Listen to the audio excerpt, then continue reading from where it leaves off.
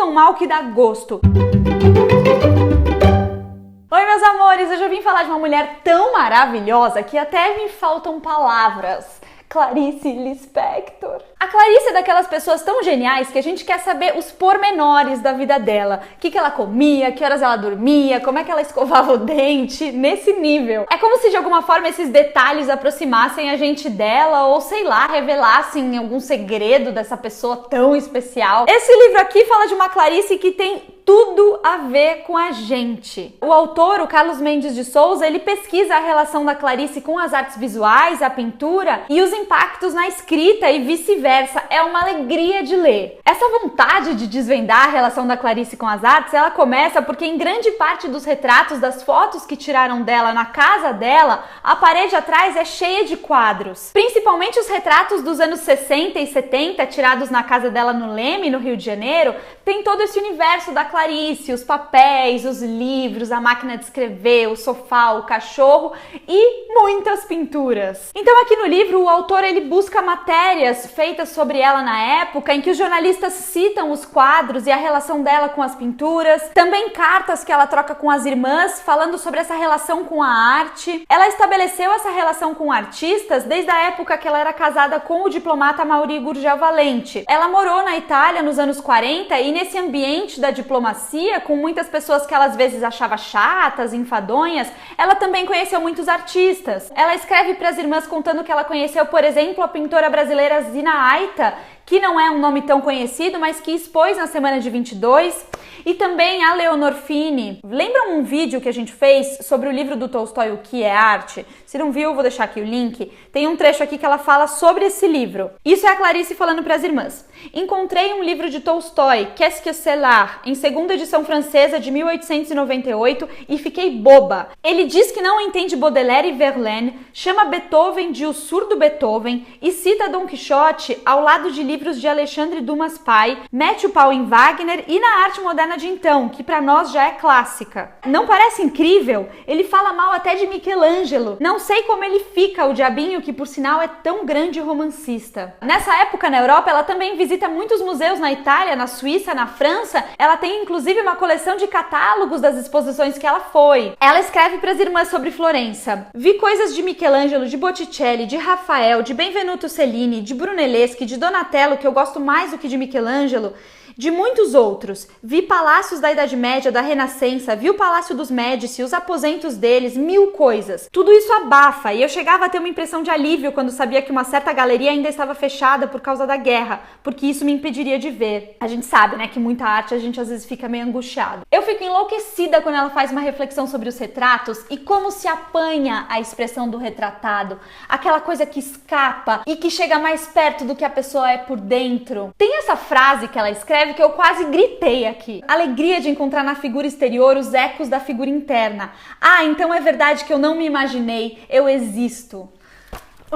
É Clarice, né? E a incompletude do ser tá aí rondando a literatura dela. Na Paixão segundo GH ela escreve: não estou à altura de imaginar uma pessoa inteira, porque não sou uma pessoa inteira. E como imaginar um rosto se não sei de que expressão de rosto preciso? E afinal, é possível apreender a expressão de uma pessoa num retrato? A própria Clarice foi retratada várias vezes por diversos super artistas: Jerônimo Ribeiro, Sesquiate, Ismailovitch, Carlos Scliar e até o De Chirico fez um retrato da Clarice. Sobre o retrato do Scliar, ela escreve para as irmãs: Scliar fez antes de pintar vários desenhos de meu rosto. Contei-lhe de quando posei para De Chirico. Ele disse que aparentemente é fácil me pintar. Basta pôr maçãs salientes, olhos um pouco oblíquos e lábios cheios. Sou caricaturável. Mas a expressão é difícil de pegar. Scliar retrucou: todo quadro é difícil. E a coleção dela tem muitas obras de artistas que ela ficou amiga, como a Maria Bonomi e a Faiga Ostrover. Tem um desenho do italiano Angelo Savelli com uma dedicatória para Clarice, no caso Senhora Valente, e ela tem um quadro dele de uma anunciação que ocupa um lugar central ali na parede da casa. E a Clarice mesma, ela diz que quanto mais ela olha para esse quadro, ela não se cansa dele, ao contrário, ela se sente renovada. Ele traz essa relação do humano, o divino, o inumano, que também aparece muito na obra dela. Os críticos desde cedo chamaram atenção para essa dimensão visual, plástica da escrita da Clarice. O Guilherme Figueiredo escreve sobre o lustre: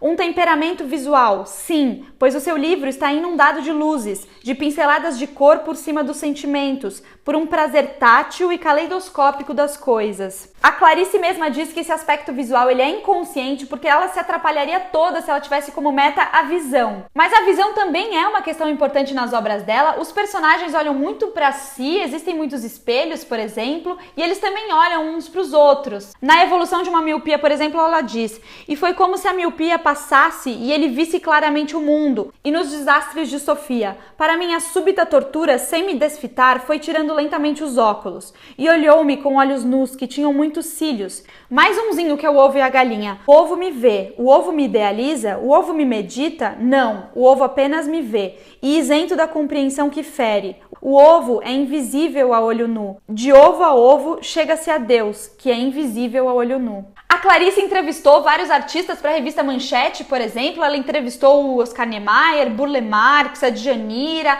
a Faiga Ostrover, o Iberê Camargo, e ela pergunta muito sobre o processo criativo e também o método, técnica, estilo. Curiosamente, o Chagall é um dos pintores que ela cita com mais frequência. Bobo é Chagall, que põe vaca no espaço voando por cima das casas. Ela se sentiu perdendo todo o peso do corpo, como uma figura de Chagall. E a Clarice também pintou. A verdade é que simplesmente me faltou o dom para a minha verdadeira vocação, a de desenhar. Aliás, verdadeiramente, escrever não é quase sempre pintar com palavras? A pintura foi para ela um exercício de relaxamento, um gesto libertador. Ela disse que o que me descontrai, por incrível que pareça, é pintar, e não ser pintora de forma alguma, e sem aprender nenhuma técnica. Pinto tão mal que dá gosto, e não mostro meus, entre aspas, quadros a ninguém. É relaxante e ao mesmo tempo excitante mexer com cores e formas, sem compromisso com coisa alguma. É a coisa mais pura que faço. A maior parte dos quadros do acervo da Clarice foi pintado em 1975, muitos deles no mês de maio. Tem um deles intitulado Medo, que ela escreve sobre num texto para o Congresso de Bruxaria. É legal ler porque a gente entende um pouco mais a relação dela com a própria pintura. A tela era pintada de preto, quase no centro havia uma terrível mancha amarelo escura, e dentro dessa mancha algo vermelho, preto e amarelo vivo. Parecia uma mariposa sem dentes querendo gritar, sem conseguir. Perto da massa amarela, por cima do preto, pintei 2 pontos completamente brancos, que talvez fossem a promessa do alívio futuro. Olhar esse quadro me faz mal. Algumas das pinturas dela têm essa característica de colocar um elemento no centro e algumas linhas em desordem, como escuridão e luz, centro da vida. Esse centramento pode lembrar o ovo, que tanto aparece na obra da Clarice. Ela pintava muito em madeira, não tanto em tela, e as pinturas têm cores fortes, pinceladas rápidas, os fundos mais ou menos acabados. Os títulos falam de sentimentos contraditórios, como raiva ou pássaro da liberdade. Ela pinta mandalas, por exemplo, que trazem literalmente essa sensação de tranquilidade. Eu gosto dessa tela que chama Explosão, que a própria Clarice descreveu como um vidro de esmalte vermelho berrante jogado a esmo sobre a madeira. A Clarice pintou 2 quadros com o tema gruta, um em 1960, outro em 75, e tem uma personagem de Água Viva que fala sobre a gruta. E se muitas vezes pinto grutas, é que elas são o meu mergulho na terra. As grutas são o meu inferno. Eis-me, eu e a gruta,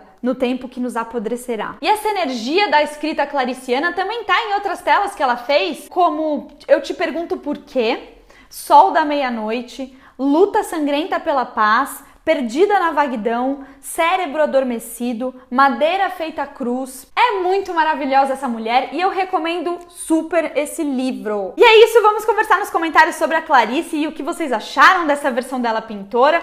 Dá like no vídeo, se inscreve no canal, redes sociais pra gente ir se falando. Um beijo pra vocês, love yous, tchau!